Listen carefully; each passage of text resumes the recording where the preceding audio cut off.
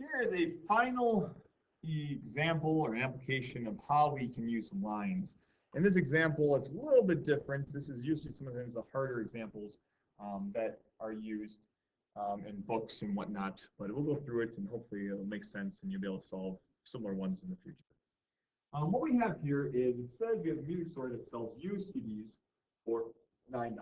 This is kind of outdated, I'm sorry, but CDs. They buy used CDs for $4. All right, so a music store sells used CDs for $9. They buy used CDs for $4. You have $50 to spend on and many old CDs on any old CD thing. Sorry, I think I rewrote this pen. All right, to spend on many old CDs. All right, write an equation in standard form that models how many CDs you can buy in this situation. All right, music store sells used CDs for $9, then they buy used CDs for $4. You have $50 to spend. All right, many old CDs. Write an equation in standard form that models how many CDs you can buy in this situation. All right, well, if you put in this situation, if you had two different things, okay, we're going to have two different variables. And that we have certain CDs. So we have CDs that you can sell, all right, sells used CDs for $9. They also will buy it, so they'll sell CDs for $9.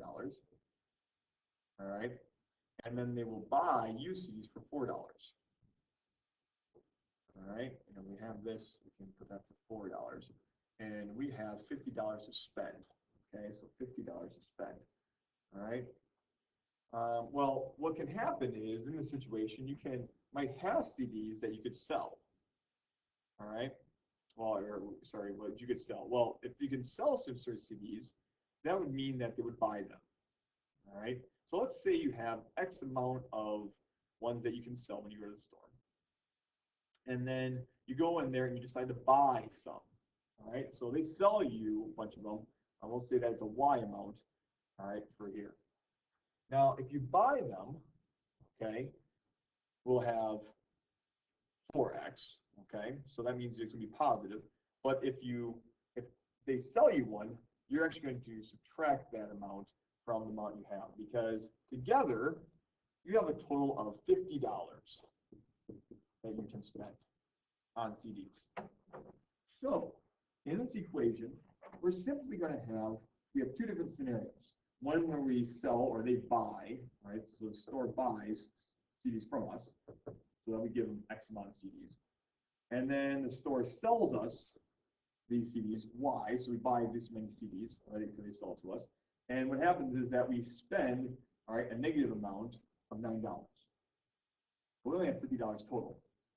So if we had $50 total, we could take both 50, and if we just wanted to simply buy them, we would have minus 9Y. But in here, if we would do this, we would say, okay, well, when does that equal 0? Because whenever that equals 0, then we'd be done. Well, from here, let's say that we have another scenario where we go and say, okay, well, we can buy them, so that means we can add 4x to that. All right, and that's what we have for here, because every time we sell one to them or they buy one from us, we get more money that we can add to the $50. So what we created here is actually a linear equation. It's linear because we have two variables. All right. Our one variable, all right, is where we have this certain amount of money. All right. So this is going to be positive. So all the positive terms are the money we have, and all the negative terms is money.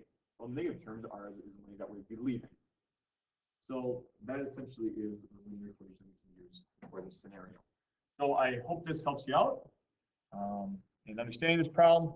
And hopefully you'll be able to do ones like this in the future. So just remember, look for the rates, how do things change, and don't be afraid to use more than one variable when you want to apply this in this form. All right. So good luck and God bless in the rest of your problems.